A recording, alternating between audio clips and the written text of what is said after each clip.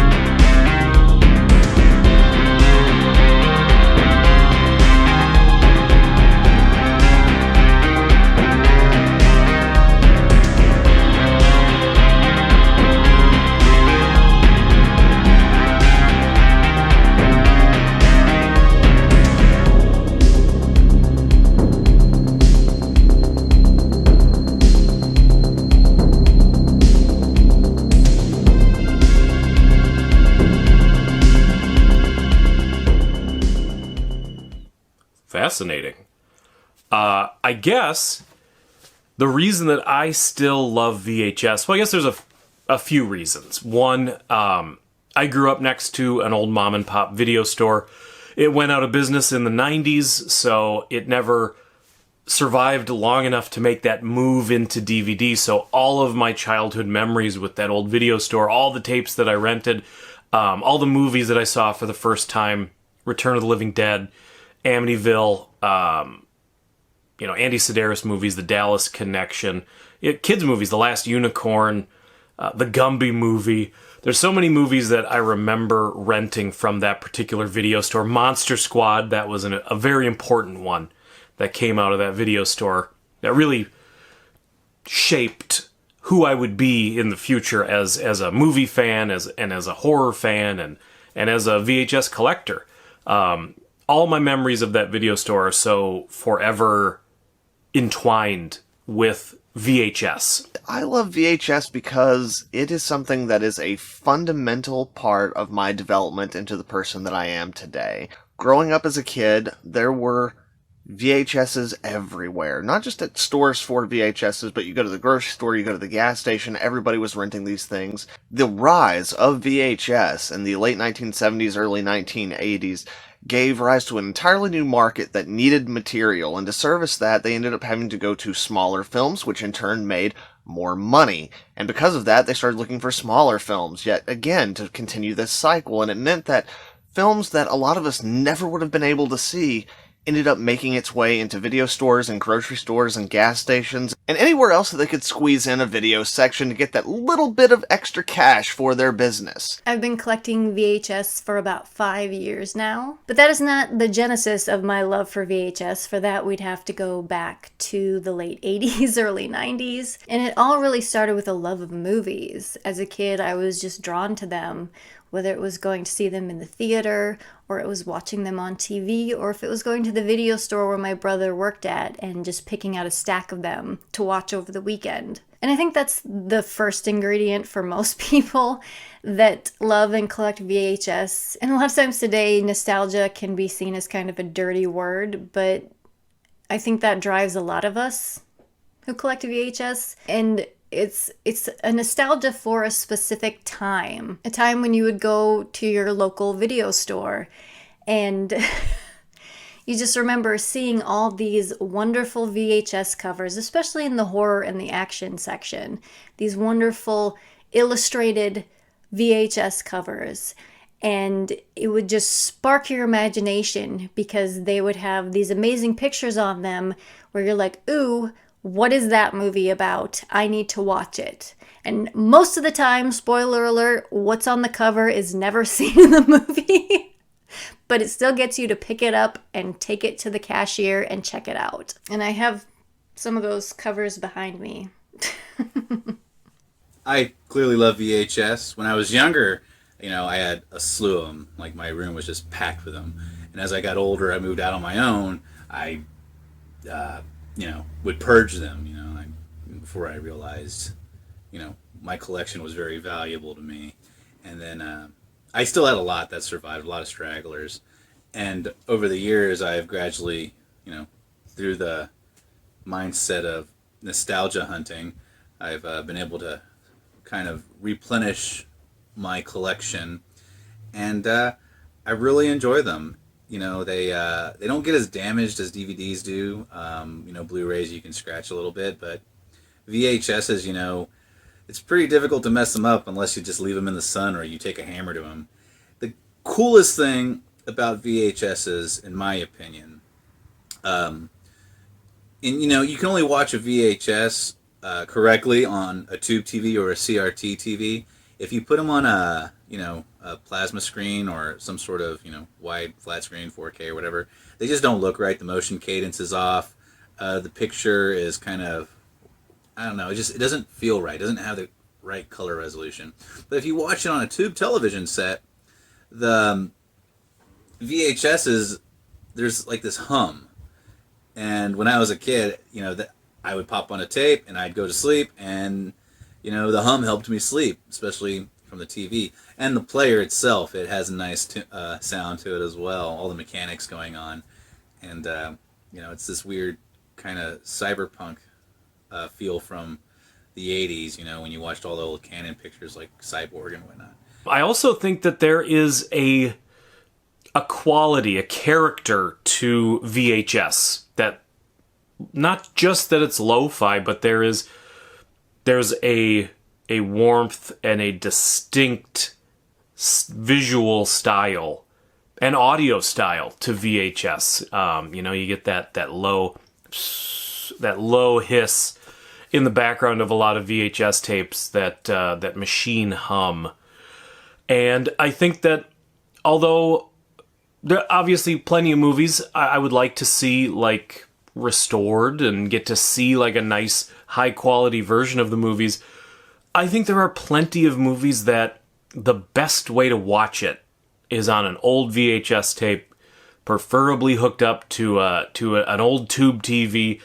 And that's part of the experience of so many of those movies from back in the day. So many of those straight to video, especially horror and sci-fi. And it was in this endless ocean of media that we got the rise of the next generation of indie filmmakers. People who'd been watching these smaller movies and the bigger movies and everything that the VHS market had to offer, and it had created in them a unique vision for what they wanted to do with their own film career. And out of that we got guys like Rodriguez and Tarantino and Kevin Smith, and too many more to even mention. Without the boom of VHS, these new quintessential voices that would help film evolve into the next stage of what it was going to be and continue developing as an art form never would have had the access to the things that inspired them to become what they became. And all of that is only possible thanks to these little plastic cassette tapes right here.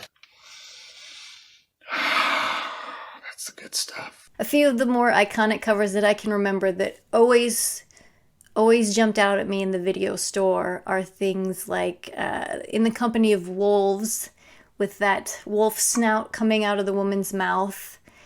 and Sorcerer, where it's got that image of this just gnarly looking truck coming over just a bare bones rope bridge. And you're like, what is that movie about? It's called Sorcerer, but it's got a picture of a truck on the front. What is that?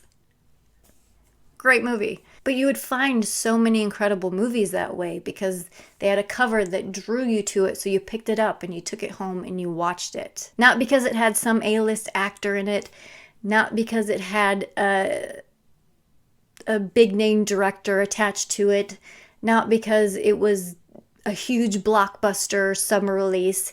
It was that VHS cover that made you pick it up. And I'm really drawn to the horror and action VHSs because I think that's where you find some of the more creative storytelling, and things can get really weird and crazy and fun, and you find all these little gems that no one's seen since they first came out, and you discover these actors that no one else has heard of, and it becomes this little cult almost.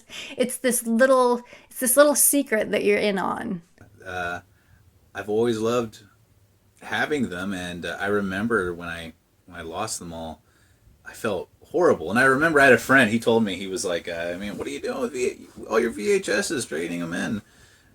Yeah, it's VHSs are just going to be like vinyl or 8-track. They're going to come back. They're the next big thing. And look at that, they are. And I noticed most of the people that are really into VHSs are, the horror collectors, people who really like horror movies. Because we understand, the importance of tangible media.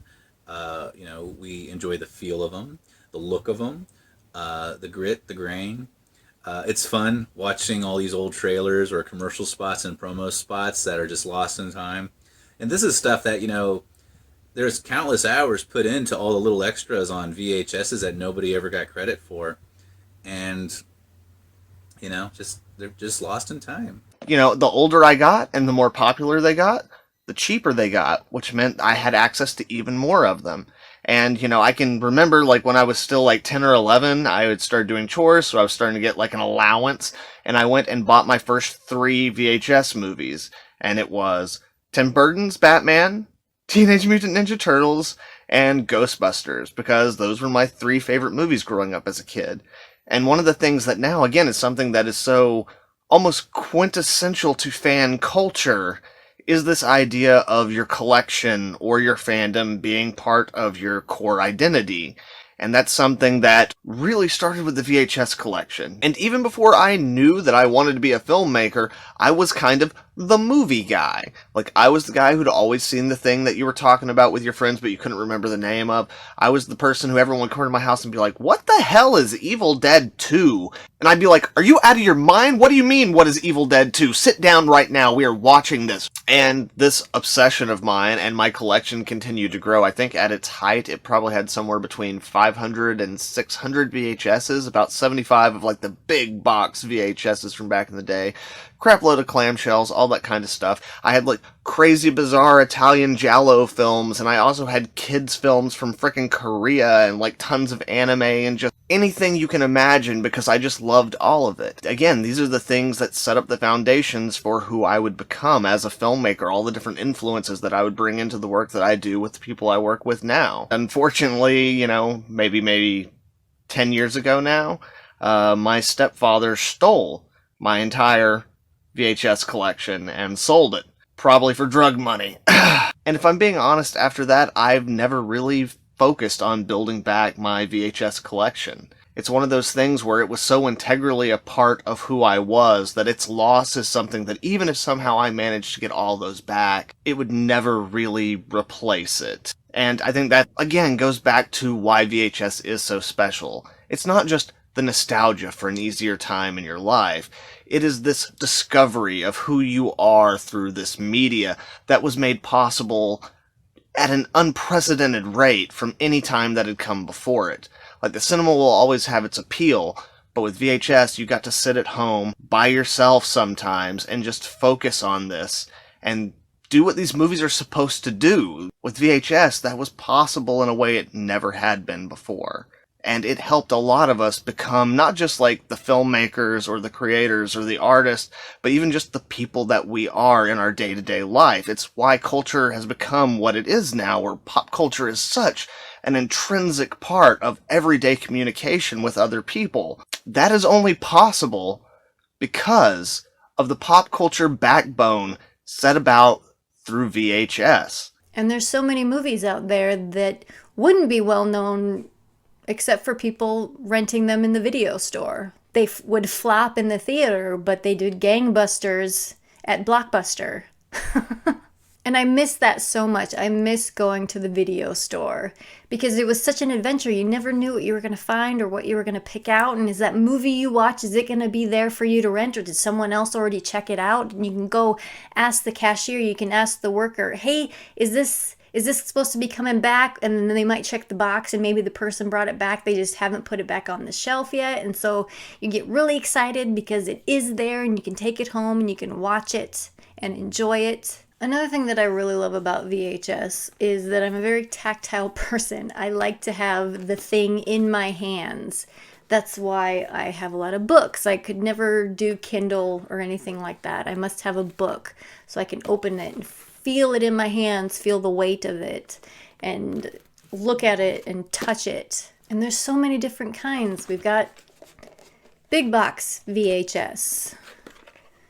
We have the regular, slide out the bottom VHSs. You've got clamshells. And you've got these cool side flaps. Then there's different releases and different covers and all sorts of different stuff that you can get into. Another great horror cover. I don't think you need to necessarily, I don't think you're getting anything extra out of Fried Green Tomatoes watching it on VHS. Watch your DVD, watch your Blu-ray. But I think with a lot of movies, it's part of the experience to watch it in that low quality format. And I really think of all the dead media, VHS really has the most character to it. If you watch a Laserdisc, it basically looks like a DVD. If you watch a CED video disc, which I also collect, it does have a characteristic feel to it, but it's skippy, it's jumpy, where VHS can sort of degrade and fall apart and still be very watchable. CEDs, once they start to degrade, the watchability really nosedives, and it does have that fuzzy, warm analog lo-fi fuzz to it. Not fuzz, but I meant warm. When I say fuzz, I mean warm, fuzzy feelings that you get from it. But it starts to skip and jump, almost like an old CD, where it's you can't watch it. It's just because it goes. You can't do it. So, that's really why I have sort of stuck with VHS as the years have rolled on and really become a collector. I noticed sometimes there was a Joe Bob Briggs episode about censorship. A lot of times on streaming platforms, movies won't necessarily feel the same because there's slightly different edits. And, everyone knows that there's director's cuts, producer's cuts. With Brazil, for instance, the Terry Gilliam film from 1985, there are 3 different cuts to the movie. I mean, there's the director's cut, there's the theatrical producer's cut. Actually, there's 4 cuts. And then there's there's the final cut, kind of like what Blade Runner has now. Terry Gilliam went through and, finalized it. But then there's also another cut called the Love Conquers All cut, which you can only get in a Criterion collection, which is on only on DVD and not Blu-ray. Some movies don't even make it from Betamax to VHS, from VHS to DVD, from DVD to Blu-ray, and so forth. And that's what's really cool about some companies like Arrow Video, Scream Factory. They don't produce VHSs, but they'll find those old VHSs and they'll make transfers for them. There's one of my favorite movies, and I don't know why it's one of my favorite movies, but let me try to wrestle this out of here. But this movie right here, Transmutations, it only made it to VHS and Laserdisc. I think maybe Betamax, but there's not a DVD or Blu-ray version of this that is a legit transfer. It's all bootleg. And the bootleg is pretty awful. You might as well just have the tape because it looks cooler and everything. And I really wish, Arrow or, Shout Factory would clean this up, kind of like, they did like Life Force or, however many movies that they've done. I have a million. Perdita Durango, which used to be called Dance with the Devil. That's another interesting fact. Here, check it out. There's this amazing movie by a filmmaker in Spain by the name of Alex de la Iglesia, who almost got a gig working with Troma Entertainment. And the movie he was going to sell was called Action Mutante. But there's this other movie called Perdita Durango, which just got released by Severin on Blu-ray. This is the first time this has been transferred to Blu-ray. Never made it to DVD in America, I believe. And originally when it was distributed in America, it was called Dance with the Devil. And it's really interesting watching the differences between these versions. This is something that will probably never be mass-produced again. And it's got its awesomeness to it when you watch it on a tube television. It's got a feel that you really can't quite capture with Blu-ray or DVD. Just, rip it onto your computer and then burn it to a DVD. It still won't be the same. But, there's a lot of awesome stuff, and I'm very happy that there's a community out here now with people that are like-minded. It's all of us hanging out, nerding out, talking about VHSs. And there have been so many films that have been discovered on VHS and then grown this huge cult following, and companies have taken them and made DVD releases, Blu-ray releases, 4K steelbooks out of these movies because people found them on VHS and just fell in love with them. And there's so many movies that you can only find on VHS. These were the first tapes that I got in my collection because you couldn't find the pre-special edition Star Wars anywhere else except VHS, and that is still the case. And you meet a lot of cool people who also collect and talk about these crazy, crazy movies. As I said, my collection's not very big today. But anytime I go into a secondhand media store, I will always spend probably about an hour and a half looking through the VHSs just to see what they have, because I enjoy doing it. And I still go with a bunch of the people from my filmmaking team, and we work the Dallas VHS swap, where it's just a bunch of people bringing their VHSs up there. They also bring a lot of other memorabilia and things of that nature. It's kind of a flea market type atmosphere, but with a focus on VHS. It's still something that I love and is an intricate part of my life, even if it is a physical media that does not take up the majority of real estate on my shelf space anymore. I love VHS, and it'll always be a part of me. When I was younger, I have these clamshell cases. I have 6 Evil Dead movies. Well, it's a trilogy, so I have 2 Evil Deads, 2 Evil Dead 2, 2 Army of Darkness, and they're all the clamshells from Anchor Bay. And it took me a while to find all of them, but I had my original 3 when I was younger, and they first came out. And some asshole pulled my VHS out of the tape. Pulled my tape out of the VHS player, or the VCR incorrectly, and he just ripped it out, and it popped. And he's like, "Oh, I'll just buy you another copy of Evil Dead 2." And I'm like, "Nah, dude.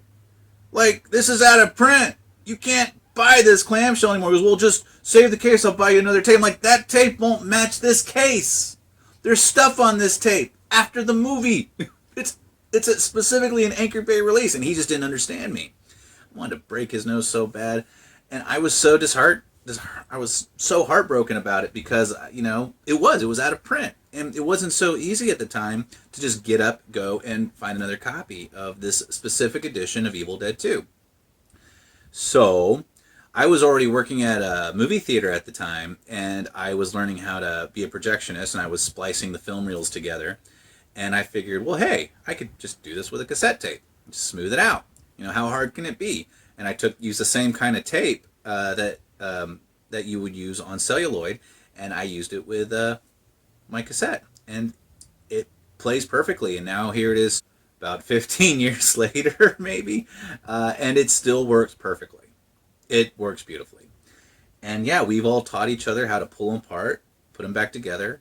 You know, people now make their own custom design VHSs, their covers, which I've wanted to get into that. It's pretty cool. Like I want to get, you know, there's the Get Out VHS that's out there, Mandy. It's great stuff, but you know, one thing at a time, you know. But no, I am happy to have my collection, and I hope that you know, other people appreciate theirs as well. And I don't know, I'm just gonna keep hanging out with it. I love VHS, and it's really comforting to have them. You know.